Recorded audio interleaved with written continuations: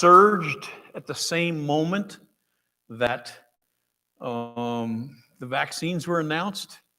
So you had this sort of sweet and sour, and I'll just sort of mention ahead of time, that's kind of where this whole message is going today. Sweet and sour. Life for pagans and for Christians, for everybody, is not just all one thing or all the other. It's not all awful or all sweet. It's sweet and sour.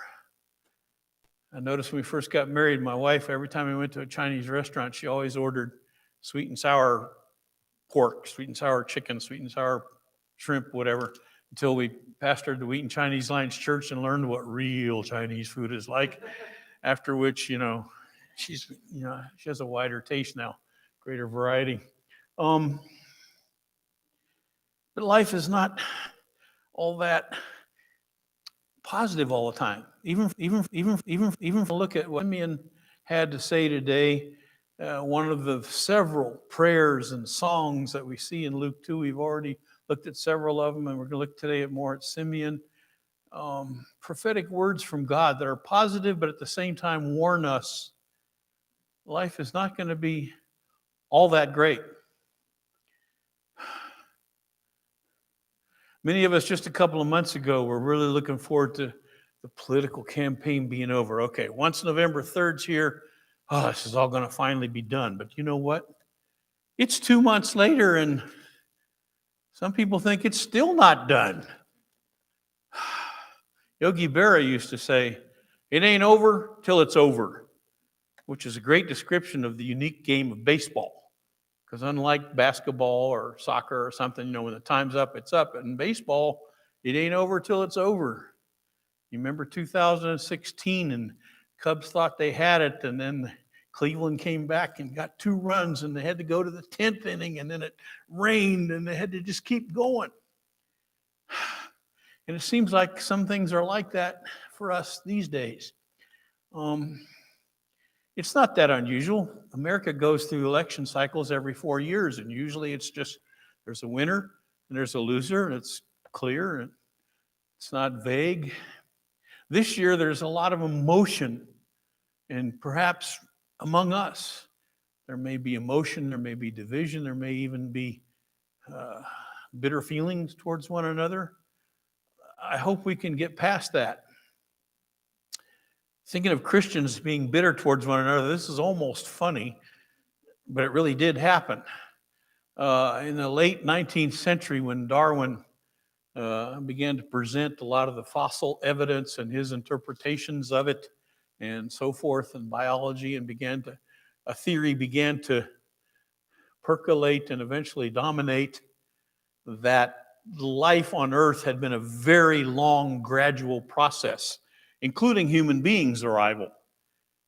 And Christians quite naturally sort of put the wagons in a circle and to fight against that and said, no, the Bible says there was a distinct moment. There was a moment when Adam and Eve were created. And then somebody brought up the unusual question, but actually if you think about it, it is pretty. Did they have belly buttons? I mean, neither one of them had a mother. Neither one of them should have had an umbilical cord. They were created by God, bing, whole, the way we read the scriptures. So Christians began to debate whether or not Adam and Eve had belly buttons. There were whole conferences where people would get together and people would present all the reasons why. Yes, God created them as, perfect models of everybody else. And so they were born, or they were created, even though they weren't born. They were created with belly buttons, just as if they had. And other people were saying, no, it doesn't make any sense. And there were books published about it. Whole Christian families divided from one another over this issue. I'm serious. So if today you find yourself, at odds with one of your brothers and sisters in the Lord, realize, well, it's happened before. We've been in controversy within the church over things that were perhaps less monumental than even the stuff we're looking at now. So many things that are, just sort of painfully different. The surge, the vaccine, the election. Oh, Remember the Chicago Bears? This year they went 5-1 at the beginning of the season, and there was great hopes, and everybody said, hey, wow, this is the year. Nobody may be in Soldier Field to watch it, but, we're going. We're 5-1. And then they lost the next 6 games in a row. Oh, Chicago Bears. Sweet and sour. Funerals for old saints. Today we're going to be looking at old Saint Simeon. Funerals for old saints. We began 2020 with a funeral for Leroy Roth.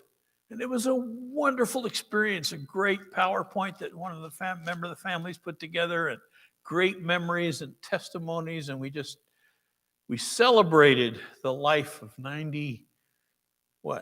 3-year-old Leroy, and then his wife died a week later.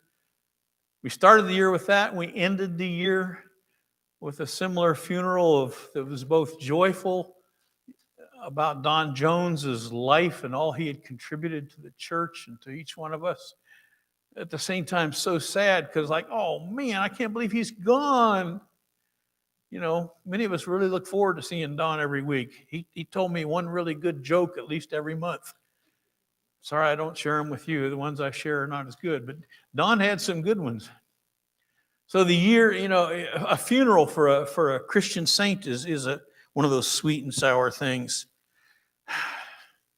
And we're going to see just in a couple of moments, Simeon's message was sweet and sour. Well, what about his message? It's one more song in the book of Luke. I've often thought that Luke should be made into an opera, and Handel started it. But you have Gabriel, his words, and you have Zechariah and his